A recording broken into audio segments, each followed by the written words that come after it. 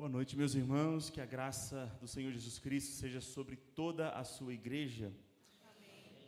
Uma das coisas que eu acho mais interessantes e valiosas na igreja do Senhor Jesus Cristo é a fácil e rápida identificação que nós temos. Nós nos conhecemos ontem, pelo menos todos vocês aqui, com exceção do pastor Márcio, que eu não conhecia, vocês também não me conheciam.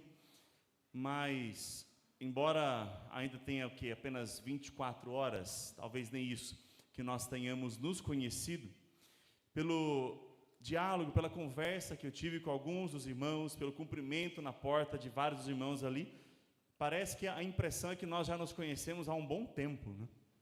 E isso é uma das coisas mais belas que nós temos no corpo de Cristo.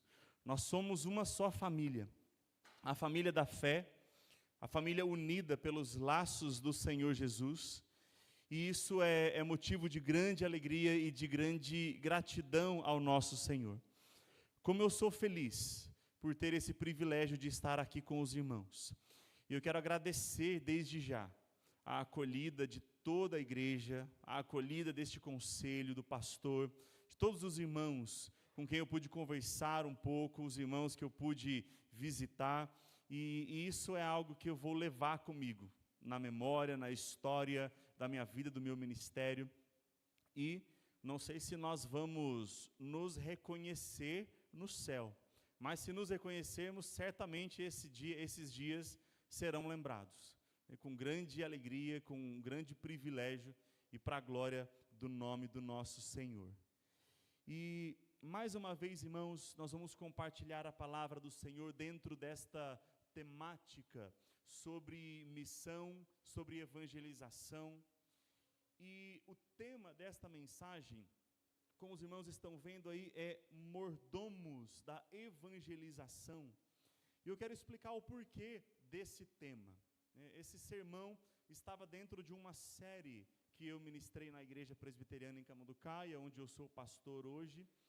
E é justamente com o intuito de entender o significado da atuação de um mordomo.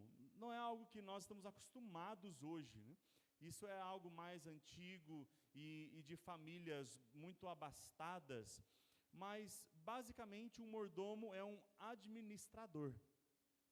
É aquele que cuida de todos os bens, de todo o andamento da casa de alguém. Nós temos isso na Escritura, na Bíblia nós temos isso. Os irmãos devem se lembrar da história de José, quando esteve na casa de Potifar. E quando a Bíblia diz que o seu patrão, Potifar, colocou tudo nas suas mãos, ele tinha acesso, ele tinha liberdade para administrar tudo o que era de Potifar. José era um mordomo. E ele tinha, então, essa grande responsabilidade, e isso nos faz entender que nós também somos mordomos de Deus. O apóstolo Pedro, na sua primeira carta, usa a mesma ideia, mas com uma palavra diferente, com a palavra despenseiros. Despenseiro é alguém que tem acesso a uma despensa para administrar os alimentos que estavam lá dentro, racionando para que ele pudesse ser utilizado na medida certa, para que ele durasse o tempo necessário e alimentasse as pessoas dentro das suas necessidades. E Pedro diz que nós somos despenseiros da multiforme graça de Deus, ou seja, da graça do Senhor que se apresenta de várias formas. E uma das formas, e a principal forma da graça de Deus, é a graça salvadora. É a graça do Evangelho. E nesse sentido, nós somos mordomos de Deus. Nós vimos hoje pela manhã na nossa aula de escola bíblica que o poder do Evangelho não é nosso. Deus, o servo do Senhor, Lucas, ao escrever Atos, disse que não se envergonha, aliás, Paulo disse que não se envergonha do Evangelho, na verdade, isso em Romanos, porque ele era o poder de Deus para a salvação de todo aquele que crê. Romanos capítulo 1, o apóstolo Paulo diz isso. Ou seja, nós não somos detentores do Evangelho. Nós não somos responsáveis pela conversão de ninguém. Mas nós somos instrumentos nas mãos do Deus vivo. Nós somos despenseiros, nós somos mordomos, nós somos administradores de uma palavra muito maior do que nós, de um tesouro muito mais precioso do que nós. Mas nós administramos pela instrumentalidade de Deus em nossas vidas, para que o Evangelho se torne conhecido e entendido por outras pessoas. Por isso, eu quero orar mais uma vez, e nós vamos fazer a leitura de 2 textos muito conhecidos, que nos falarão a respeito desta mordomia do Evangelho do Senhor Jesus. Vamos orar primeiramente? Senhor, mais uma vez nós nos colocamos diante do Senhor através desta oração, nesse momento em que estamos reunidos em Teu nome, pedindo que o Teu Santo Espírito nos conceda a graça da compreensão, nos conceda o entendimento, a sabedoria que nós precisamos, não apenas para entender de maneira intelectual a Tua palavra, mas para receber a Tua mensagem dentro dos nossos corações, para guardarmos a Tua palavra dentro dos nossos corações, a fim de que ela traga frutos e ela cresça e ela nos molde de acordo com a Tua vontade. Faça-nos, ó Deus, servos e servas do Senhor, mordomos do Senhor, para aquilo que é o Teu propósito. Te pedimos em nome do Senhor Jesus. Amém. Irmãos, primeiramente eu quero ler o texto no Evangelho de Marcos, no capítulo 16, versículos 15 e 16, que são extremamente conhecidos e simples.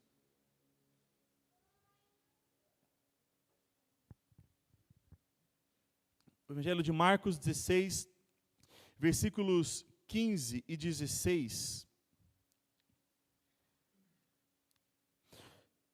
nos dizem assim: e disse-lhes, Jesus dizendo, ide por todo o mundo e pregai o Evangelho a toda criatura. Quem crer e for batizado será salvo. Quem, porém, não crer será condenado. A ordem do Senhor Jesus é bastante clara e simples a nós. Esse foi um dos últimos discursos de Jesus, enquanto estava ainda publicamente no meio dos seus discípulos. Jesus estava encerrando o seu ministério terreno ali.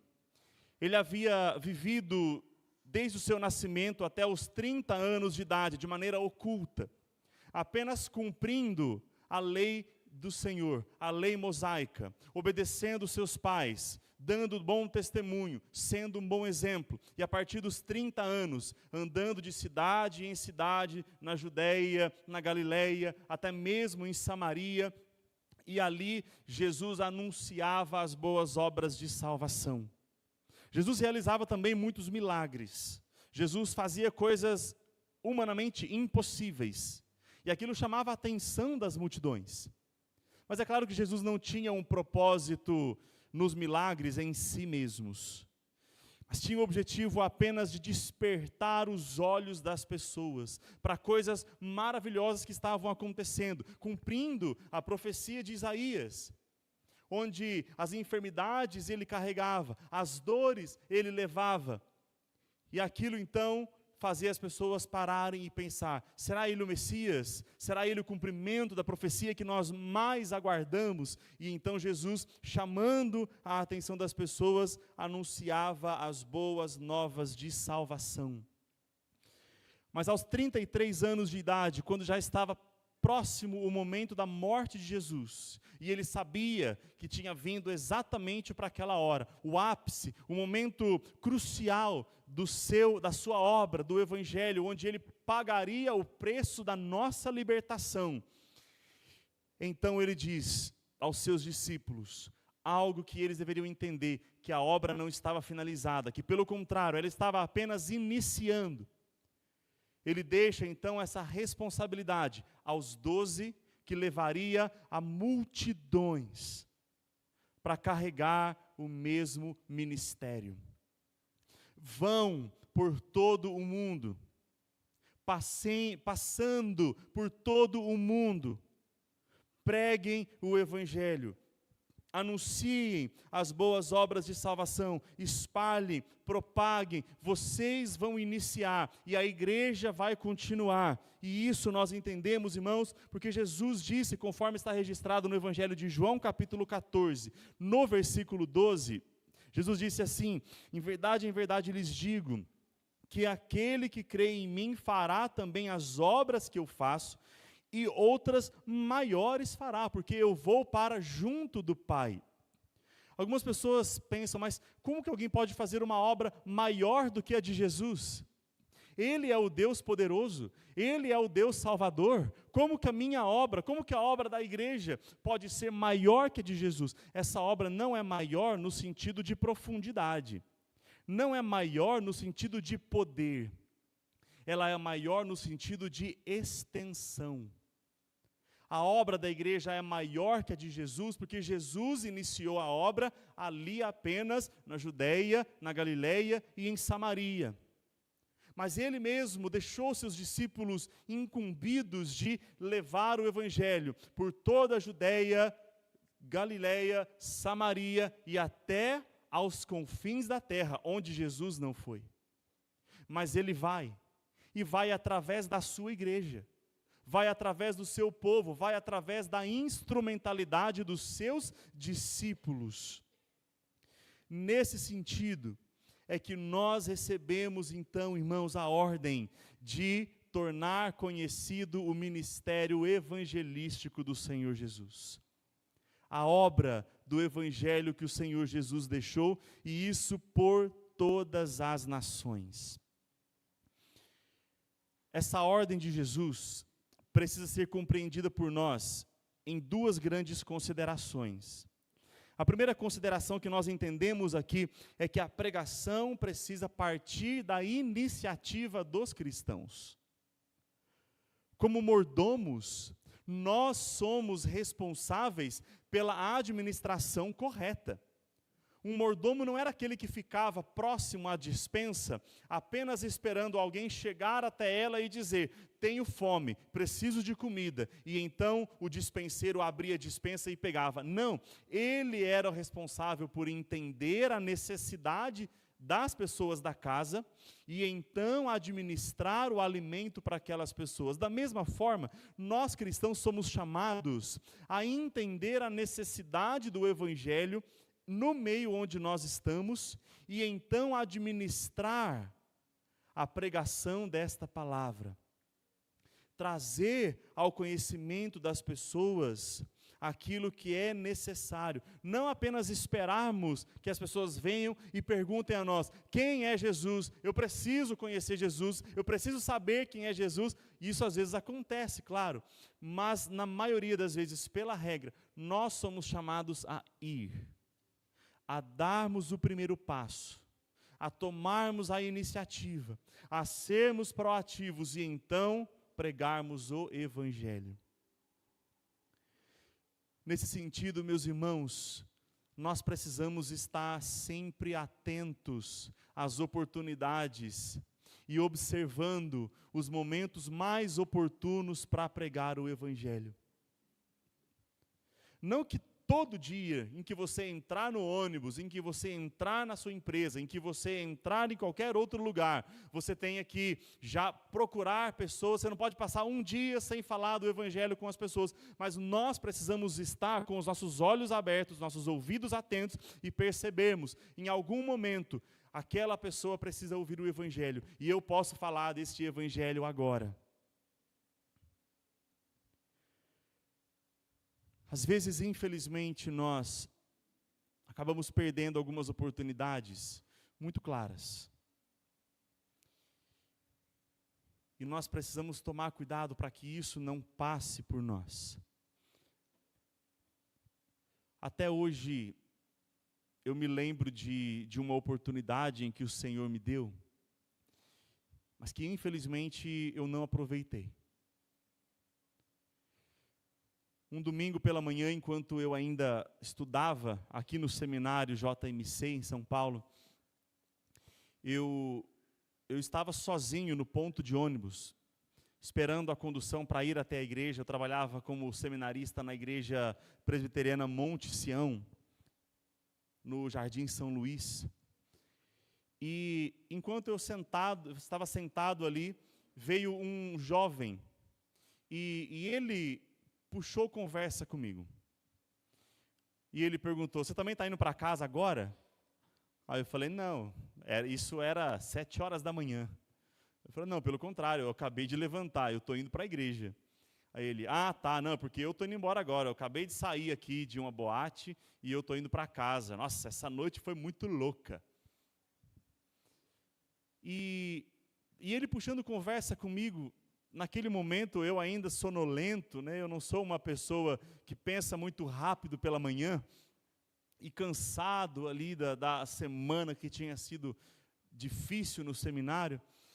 E a única coisa que eu disse a ele foi: pois é, rapaz, eu imagino que você deva estar muito cansado, né? E não dei continuidade à conversa, parei por ali. Mas depois eu fiquei pensando, falei: Senhor, eu desperdicei uma oportunidade. Eu perdi um momento em que eu poderia ter falado algo diferente para ele. Eu poderia ter dado uma palavra de esperança, uma palavra diferente para ele. Mas eu não fiz isso porque eu não estava atento, eu não estava vigilante.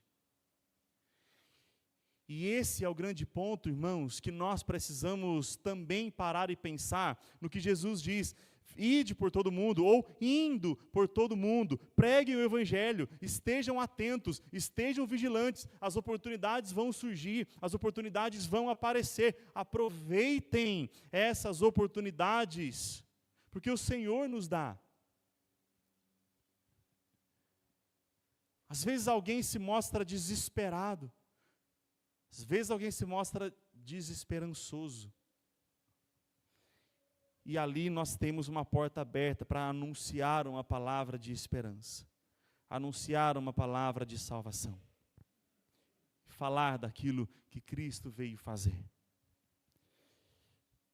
Nós precisamos estar atentos e tomar a iniciativa de pregarmos o Evangelho onde nós estivermos. Mas a segunda consideração que nós temos nesse texto lido é que a pregação do Evangelho implica em torná-lo verdadeiramente conhecido.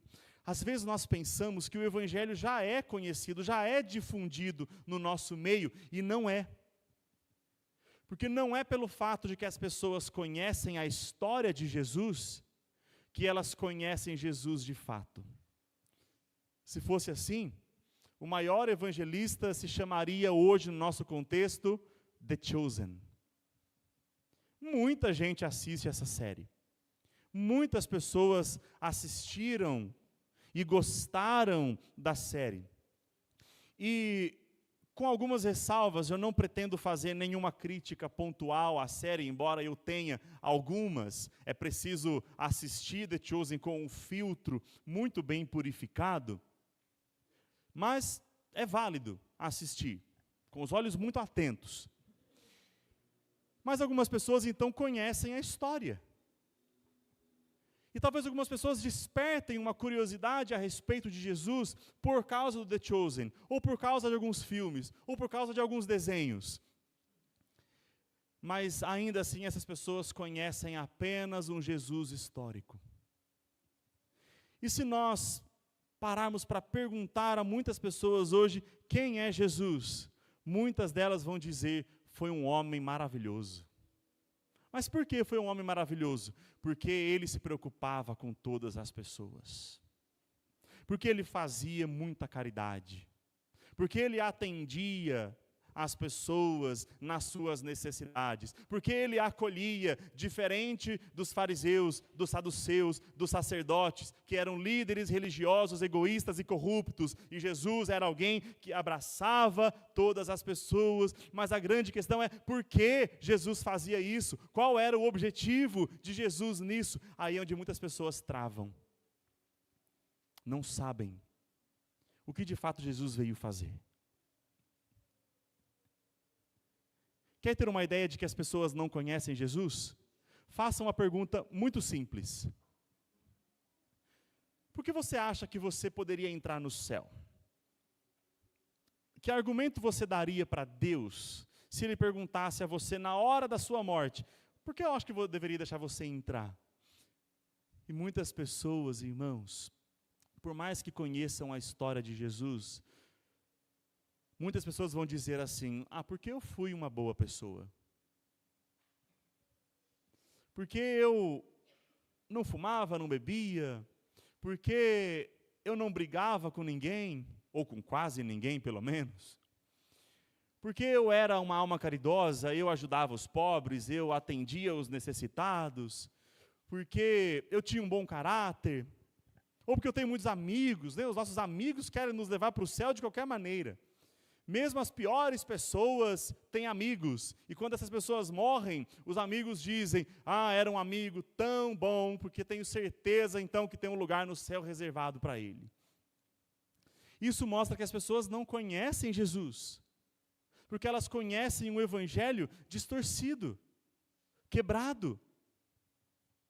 E é aí que entra a nossa missão, de fazer as pessoas conhecer verdadeiramente quem é Jesus.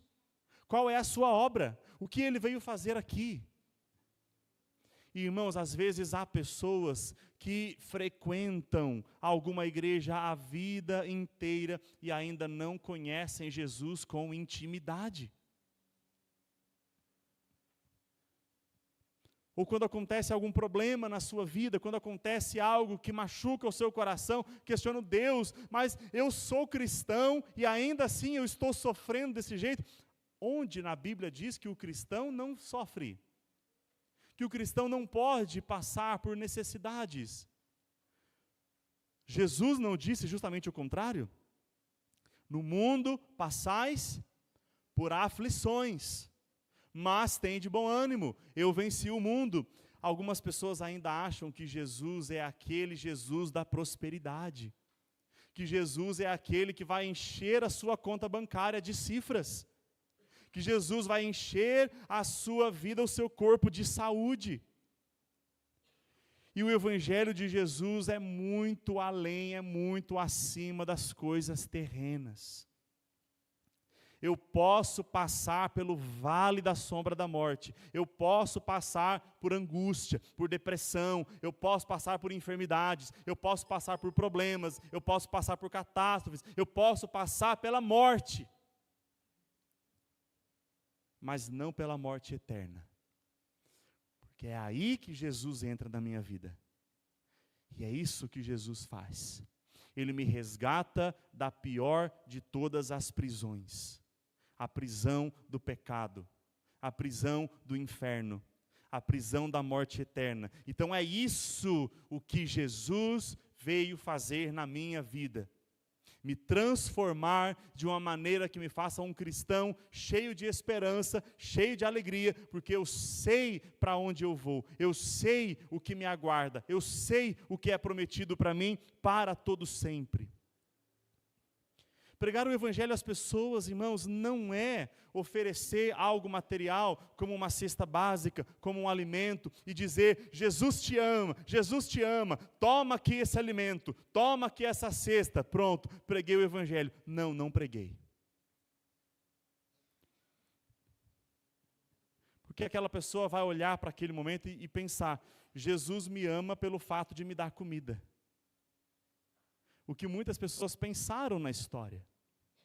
Jesus me ama por atender às minhas necessidades imediatas materiais. E o evangelho não é isso.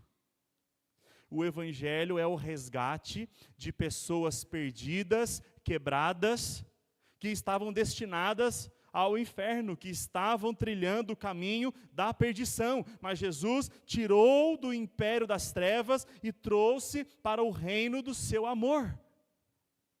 Isto é o evangelho.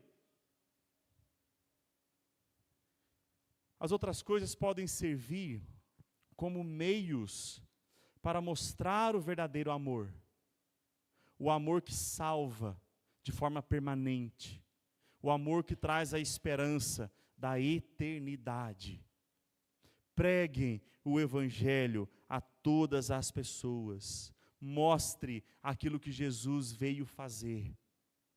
fale do amor eterno de Jesus, um amor que pode até permitir que você passe por catástrofes nesta vida, mas que jamais vai deixar você se perder para sempre.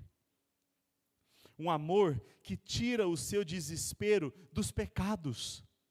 Porque algumas pessoas ainda pensam, meu Deus, mas eu estou cometendo tantos pecados, eu não sei hoje se eu sou salvo, eu não sei se Jesus voltar hoje, eu iria para o céu, porque hoje eu cometi tantos pecados, hoje eu pensei tanta coisa errada, hoje eu falei tanta coisa que não deveria falar, mas eu me arrependo daquilo que eu falo, então eu sei, eu entendo que eu tenho o perdão do meu Salvador e eu não preciso entrar em desespero. Eu não preciso ter dúvidas da minha salvação. Se eu creio em Cristo e se eu me arrependo dos meus pecados, por mais que eu os cometa, eu não perco a minha salvação. Eu tenho certeza da minha vida. Não porque eu mereço, não porque eu peco mais ou menos, mas porque eu creio naquele que me resgata dos meus pecados e me ama apesar dos meus pecados. É isso que eu preciso entender. E é isso que nós precisamos fazer outras pessoas entenderem também.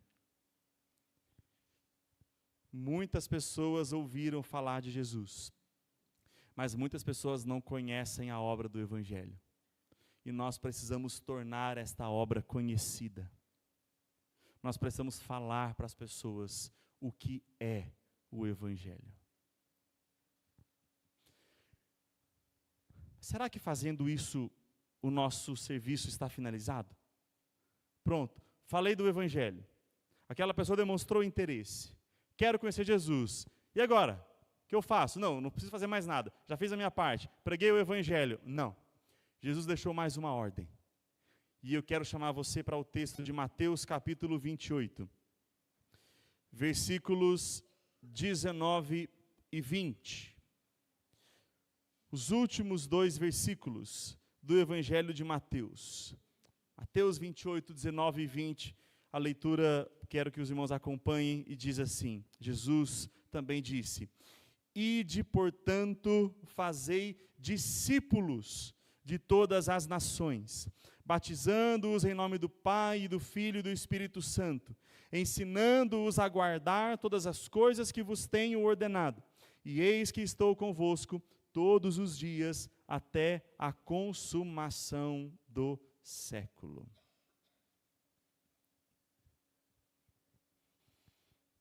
O apóstolo Pedro fez uma pregação maravilhosa, onde ele foi usado por Deus, e com uma mensagem se converteram quase 3.000 pessoas. Imagina só, se cada pregação aqui, pastor, 3.000 pessoas se convertessem. Daria um mês aí, um pouco mais, acho que Cotia inteira era cristã. Mas aqueles novos convertidos ainda tinham uma dúvida. E uma dúvida muito grande. Tanto que eles chegaram a Pedro e disseram, e agora? O que a gente faz? Você falou de arrependimento, tá bom, eu me arrependo dos meus pecados. Eu quero servir a esse Jesus. Mas como eu faço isso? Onde é que está Jesus para eu seguir? O que eu tenho que fazer para me tornar discípulo dele? Pega essa Bíblia aqui, leva para casa e começa a ler. Ela vai dizer tudo o que você precisa saber. A Bíblia é um livro complexo para quem é recém-convertido. A Bíblia tem muita informação. E não é tão fácil assim conhecê-la. Ou pelo menos conhecê-la de forma concisa, ordenada. Por isso é que existe aquilo que nós chamamos de discipulado. Nós pregamos o Evangelho. E quando alguém abre o coração, essa pessoa precisa ser discipulada. E por isso Jesus disse, Ide, fazei discípulos. Esse trabalho é mais extenso do que o de pregar o Evangelho.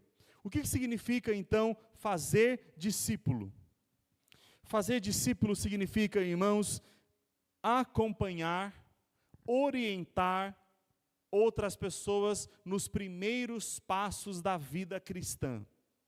Se você se converteu, e agora? O que você precisa saber? O que você precisa fazer? Como você precisa desenvolver a sua vida cristã? E para isso, nós precisamos de muitos trabalhadores. Imagina se 10 pessoas ao mesmo tempo quiserem ser discipuladas. Ah, pastor, discipula essas 10 pessoas aí. Mas um discipulado é muito individual. Porque cada pessoa tem uma dúvida diferente. Cada pessoa tem um jeito diferente. Um questionamento diferente. Não dá para dizer, vou discipular 10 pessoas ao mesmo tempo. Vamos fazer um curso de discipulado aqui com 10 pessoas, todas juntas. Não funciona assim. O discipulado é algo individual, particular. E se só o pastor for discipular 10 pessoas, ele não dá conta. E além disso, a Bíblia deixa claro a nós que Jesus não disse fazer discípulos só aos líderes, mas sim a todos os discípulos também. O discípulo de hoje, amanhã se tornará um discipulador. E como é que eu posso discipular outra pessoa? Acompanhando, caminhando com ela, ensinando os primeiros passos da fé cristã. Mas isso é uma coisa muito organizada, eu não sei fazer isso. Existem materiais, irmãos, que nos auxiliam. Esse discipulado pode ser através de algum livro. Esse discipulado pode ser através de algum material de discipuladores. A nossa própria editora, Cultura Cristã, tem materiais para isso. O próprio pastor pode orientar você como ser um discipulador. A grande questão não é a dificuldade em sabermos, mas a disposição em fazermos. Você já teve a oportunidade de discipular alguém?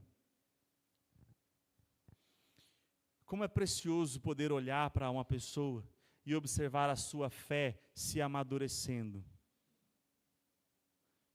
E você saber que você é discípulo de Cristo, instrumento de Cristo, utilizado para isso, e eu poder olhar, Senhor, eu sou tão falho, eu sou servo inútil, mas ainda assim, o Senhor tem me tornado útil na sua obra, no seu reino, no meio do seu povo.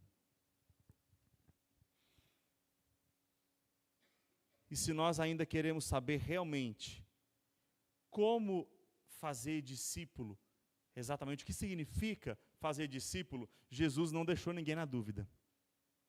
Ele disse, fazer discípulos, batizando em nome do Pai, do Filho e do Espírito Santo, mas tem algo além, ensinando-os a guardar todas as coisas. Ensinando-os a guardar os mandamentos de Deus, mostrando a eles qual é o procedimento de um cristão perante uma vida de santidade aos olhos do Senhor. Como um cristão vive, o que um cristão faz. Ensine pessoas. Eu particularmente, irmãos, há muito tempo uso e continuo usando um material de discipulado que foi produzido pelo reverendo Leandro Lima. Talvez alguns ou boa parte dos irmãos aqui deva conhecer. Ele foi meu professor no seminário. E uma das coisas que eu gosto muito no ministério do reverendo Leandro Lima é a sua profundidade e objetividade, com clareza. Ele fala de uma forma muito palpável, muito compreensível, mas ainda assim muito profunda. Existe um material que ele produziu que se chama Estação do Crescimento. São 8 capítulos, 8 lições, muito objetivas, mas profundas, do discipulado. E eu tenho visto pessoas receberem com muito entendimento esse material, esse curso de discipulado.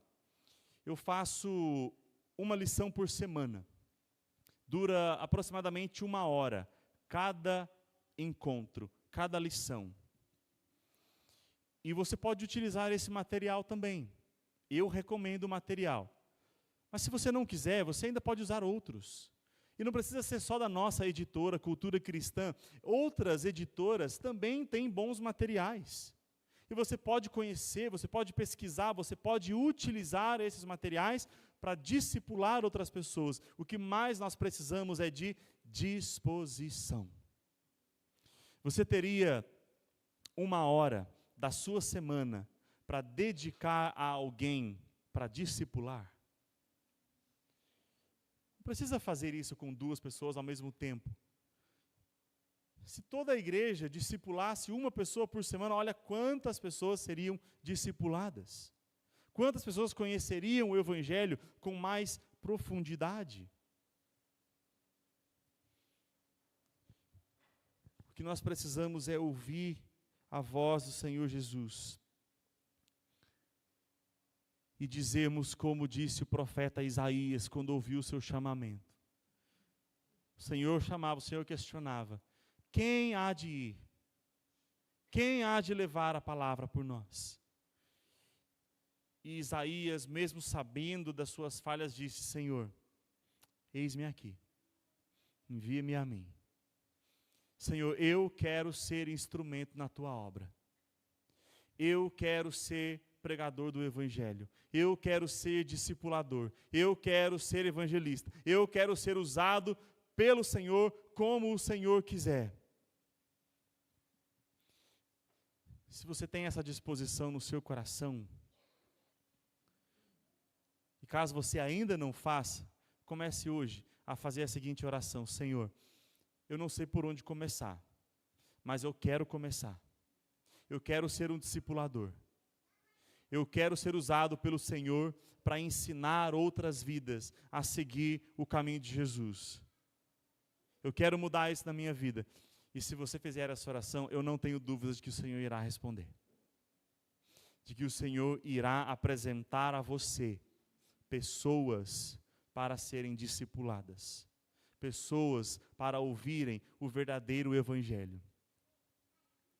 Nós precisamos estar atentos. E para concluir esta mensagem, nós precisamos relembrar, irmãos, que todo cristão é um evangelista, um discipulador, chamado para pregar o Evangelho. Ele é poder de Deus, mas é instrumentalidade nossa, para servir no reino. O Espírito Santo é quem nos capacita. O Espírito Santo é quem nos usa. E o Espírito Santo é quem realiza a obra nos corações. Nós não temos acesso ao coração de ninguém, mas Deus tem. E Ele pode abrir os olhos daqueles que ainda estão espiritualmente cegos. Mas para isso o Senhor nos chama. Preguem o Evangelho. Discipulem pessoas, façam discípulos. E isso tem galardão. Isso tem recompensa. Nós fazemos para a glória do Senhor, é claro. Nós fazemos por gratidão, mas ainda assim, o Senhor recompensa aqueles que têm o coração disposto a servi-lo. O galardão na vida eterna é para aqueles que servem no reino. Quanto mais eu estou disposto a servir, mais o Senhor recompensará a minha vida. Não que eu faça isso como uma barganha, mas o Senhor reconhece e honra aqueles que o servem. Que o Senhor abençoe a sua igreja. Que o Senhor abençoe a sua vida. Que o Senhor nos dê cada vez mais entendimento de que nós somos mordomos, de que nós somos dispenseiros, de que nós somos administradores, mas a obra é dele.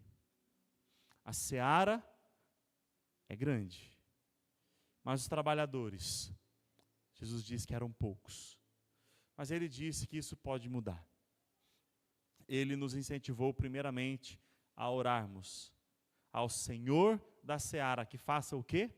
Que mande trabalhadores para a sua seara. E quando eu digo, Senhor, mande trabalhadores para a sua seara, o Senhor diz assim, então você vai ser o primeiro.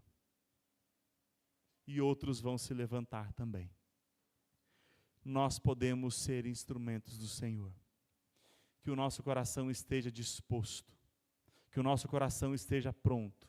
E irmãos, nós não temos sabedoria em nós, mas nós temos a fonte da sabedoria que é o Espírito Santo. Tiago disse isso. Se alguém necessita de sabedoria, peça a Deus, que a todos dá liberalmente. E não lhes nega nada. Nós precisamos pedir. Senhor, me dá sabedoria. Senhor, me capacita. Senhor, use a minha vida para pregar o evangelho verdadeiro e para fazer discípulos. E se houver disposição, o Senhor usará a minha e a sua vida, onde e quando Ele quiser. Que o Senhor nos desperte a fazermos a sua missão até o último dia em que pudermos fazer isso. Que a graça do Senhor nos auxilie, nos motive e nos prepare para fazermos aquilo que Ele nos chamou. Deus abençoe a sua vida. Deus abençoe esta igreja, que continue sendo luz nesse bairro, nessa cidade e por onde os seus membros estiverem. Deus lhes abençoe. Amém.